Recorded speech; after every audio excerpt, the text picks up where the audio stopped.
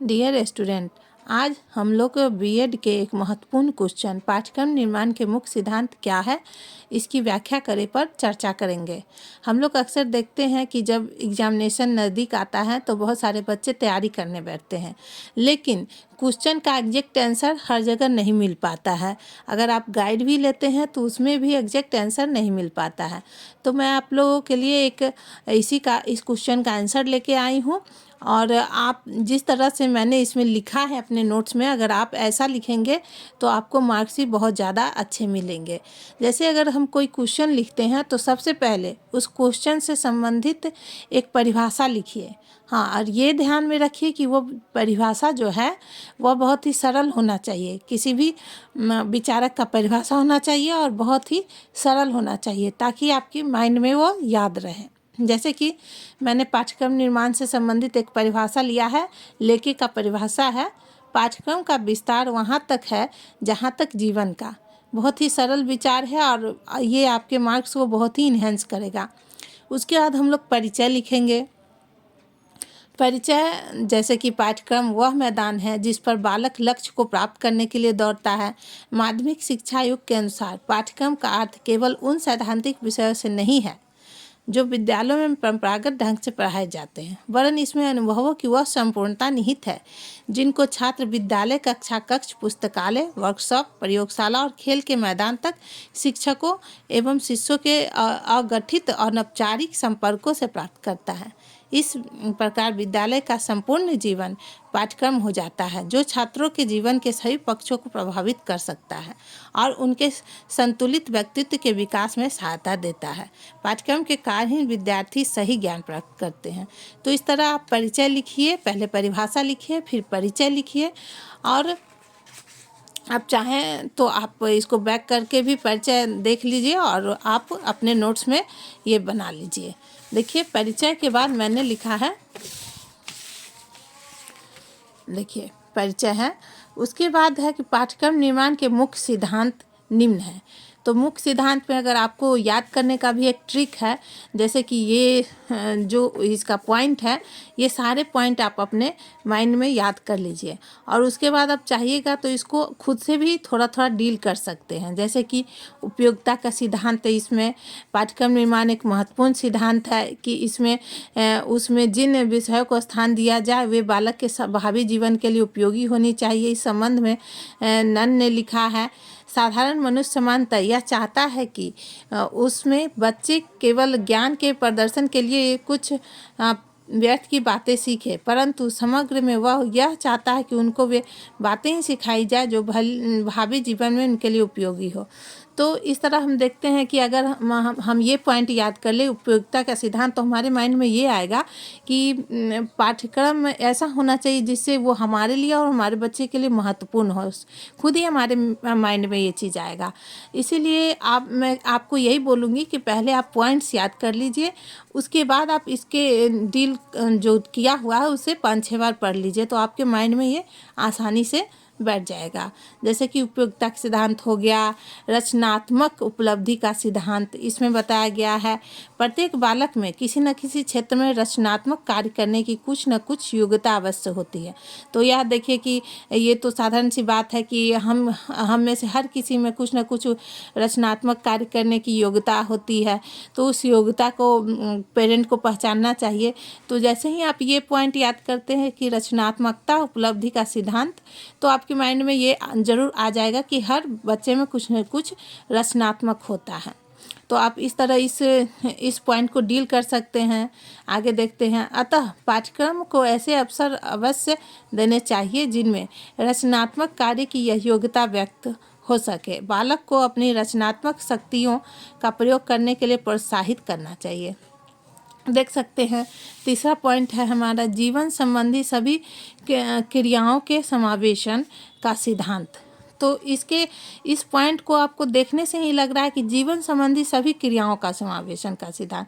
तो आप समझिए आगे, पाठ्यक्रम का निर्माण करते समय ऐसा प्रयास करना चाहिए कि उसमें से सभी क्रियाएं आ जाए जो प्रत्येक बालक के स्वास्थ्य, विचार, ज्ञान, कुशलता, मूल्यांकन, अभिव्यक्ति, चरित्र और सामाजिक तथा आर्थिक संबंधों को उन्नत बनाए। चूँकि हम लोकतंत्र के सिद्धांत को स्वीकार कर चुके हैं, इसीलिए पाठ्यक्रम का निर्माण इस प्रकार किया जाना चाहिए जिससे कि बालक आरंभ से ही लोकतांत्रिक जीवन के ढंग को धीरे धीरे ग्रहण करते चले जाए। तो इस तरह आप देख रहे हैं कि जीवन संबंधी सभी क्रियाओं के समावेशन का सिद्धांत। तो इससे तो आपको समझ में आ रहा है कि जीवन संबंधी सभी क्रियाएं, मतलब कुशलता, मूल्यांकन, अभिव्यक्ति, चरित्र, सामाजिक, आर्थिक, सारी कुछ इसमें आना चाहिए।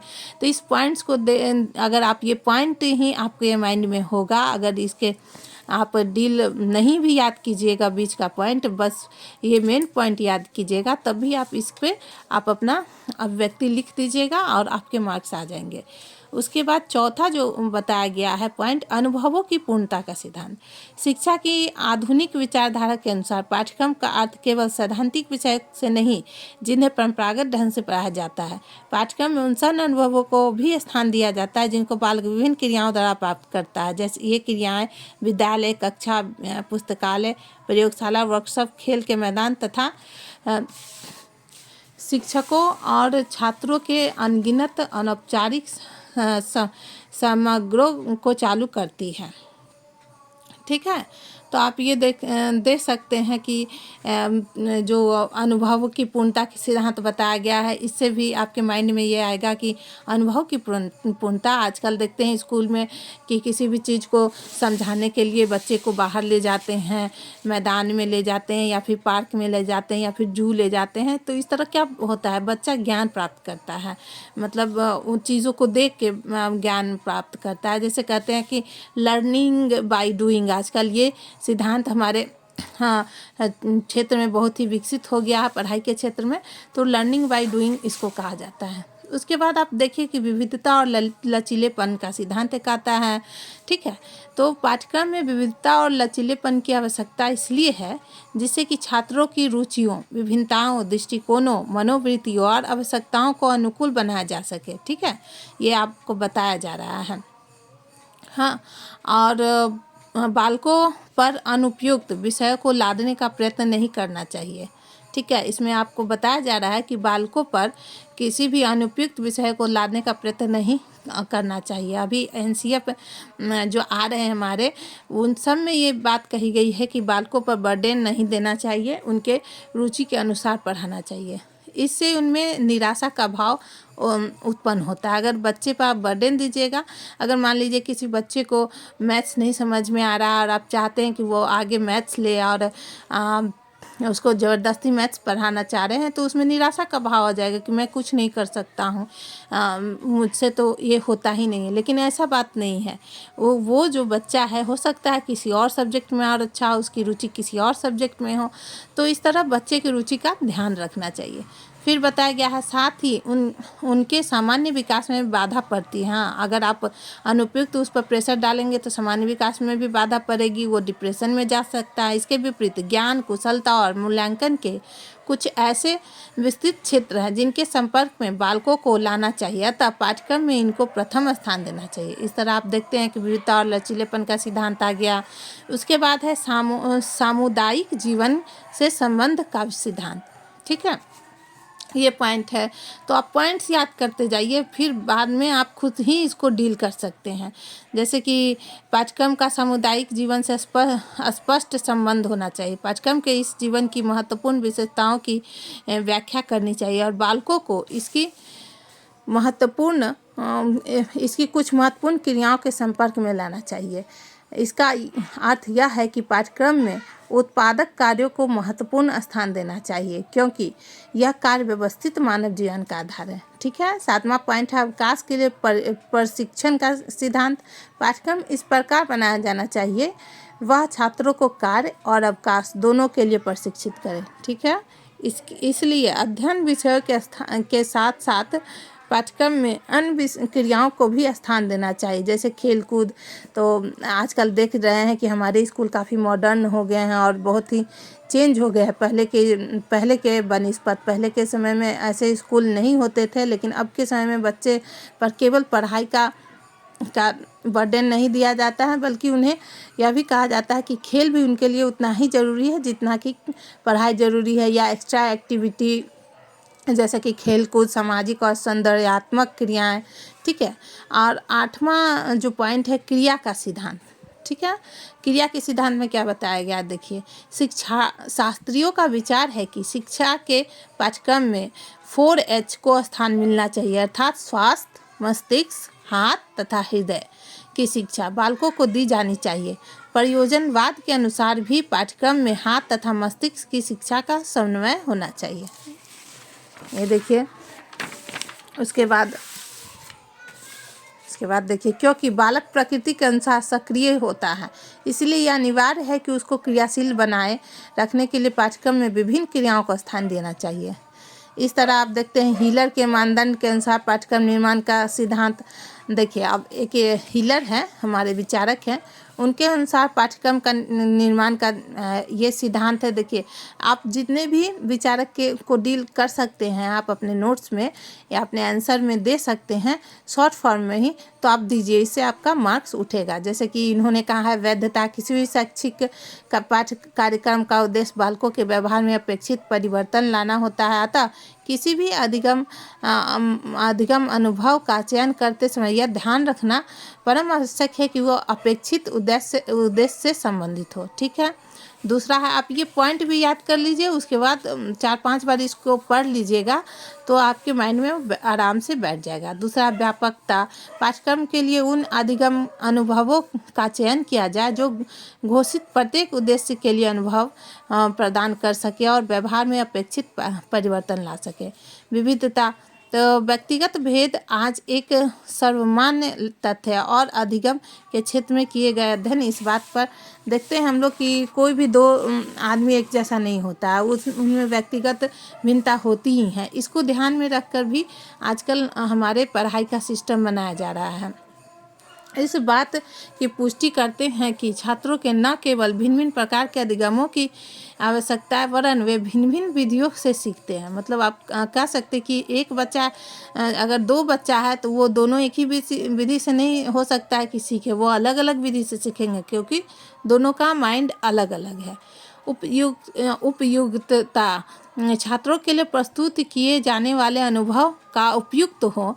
यह उपयुक्तता व्यक्तिगत तथा वर्ग स्तर अथवा दोनों ही दृष्टि से होनी चाहिए, ठीक है। प्रतिमान, शिक्षा के उद्देश्यों के समान किसी विद्यालय द्वारा प्रस्तुत के संबंध अधिगम अनुभवों में भी पारस्परिक संबंध तथा तारतम्य बना रहना आवश्यक है, परम आवश्यक है। जीवन से तादात्म्य, शैक्षिक अनुभवों को तभी क्रियात्मक माना जा सकता है जब उनका वास्तविक जीवन के साथ अधिकतम और समीपतम संबंध हो। आजकल देख रहे हैं कि हमारे स्कूल में जो शैक्षणिक ढांचा बनाया जा रहा है वो इस तरह बनाया जा रहा है, टीचर को इस तरह कहा जा रहा है कि आप बच्चों को शिक्षा दीजिए कि उनके वास्तविक जीवन से वो जुड़ा हुआ शिक्षा होना चाहिए। अगर वो ऐसा करेंगे तो बच्चे जल्दी सीख जाएंगे, ठीक है। छात्रों को सहभागित्व, अधिगम अनुभवों के आयोजन में छात्रों को भी सहयोगी या सहभागी बनाया जाना चाहिए, ठीक है। क्योंकि लर्निंग बाय डूइंग यही कहता है कि खुद से करने से बच्चे जल्दी सीखते हैं, ठीक है। इसके बाद है डी के हिलर ने पाठ्य वस्तु के चयन के लिए एवं मापदंड दिया है जो 2 भागों में विभक्त किया गया है, ठीक है। मुख्य मानदंड, इसमें हमें पहले उद्देश्यों का निर्धारण करना चाहिए और तब उनकी पूर्ति के लिए उपयुक्त विषय वस्तु का चयन करें। विषय वस्तु प्रमाणित हो। गौण मानदंड, छात्रों की आवश्यकताएं तथा अभिरुचियां, उपयोगिता, अधिगम योग्यता। इस तरह आप देख रहे हैं कि अगर आपके पास टाइम कम है और आप चाहते हैं कि मार्क्स ज़्यादा आए तो आप क्या कीजिए कि उस सब्जेक्ट से संबंधित या उस प्रश्न से संबंधित किसी विचारक को 2-3 विचारक का अच्छे से कंठस्थ कर लीजिए और उसके बाद आप तो सबसे पहले उसकी परिभाषा दीजिए, फिर परिचय दीजिए, उसके बाद उस क्वेश्चन को डील कीजिए जो पूछा गया है और उसके बाद बीच में 1-2 विचारक को का जो उनकी बोली है वो व्यक्त कर दीजिए, उनके विचार व्यक्त कर दीजिए और लास्ट में निष्कर्ष लिख दीजिए। देखिए आपके कितने सारे सारे मार्क्स उठते हैं बीएड में। जैसे देखिए निष्कर्ष में बताया गया है, इस प्रकार हम देखते हैं कि पाठ्य निर्माण में बहुत ही बिंदुओं का ख्याल रखा जाता है ताकि छात्रों का सर्वांगीण विकास हो सके। तो इस तरह हम देखते हैं कि बीएड में अगर मार्क्स आपको ज़्यादा उठाना है तो थोड़ा सा लंबा लिखना चाहिए, 7-8 पेज में तो ज़रूर लिखना चाहिए, पन्ना में 7-8 पन्ना में क्वेश्चन का आंसर। और एग्जैक्ट अगर आप बीच में आप विचारक का परिभाषा लिख दे तो ये सोने पर सुहाने वाली बात हो जाती है। ये बहुत ही मार्क्स गेन करता है आपको। तो देख सकते हैं फ्रेंड्स कि आप इस क्वेश्चन का, ये क्वेश्चन तो आपको याद हो गया होगा, इसको मैंने कर दिया है, आप इसको नोट कर लीजिए और उसके बाद आप इसको याद कर लीजिए। और उसके बाद मेरा विचार है कि आपका बीएड में अगर ये क्वेश्चन आ जाएगा तो इसमें मार्क्स आपका बहुत ही अच्छा उठेगा। ठीक है डियर स्टूडेंट, तो आज के लिए इतना ही। फिर दूसरे दिन दूसरे क्वेश्चन का आंसर लेके मैं आती हूँ, तब तक के लिए बाय।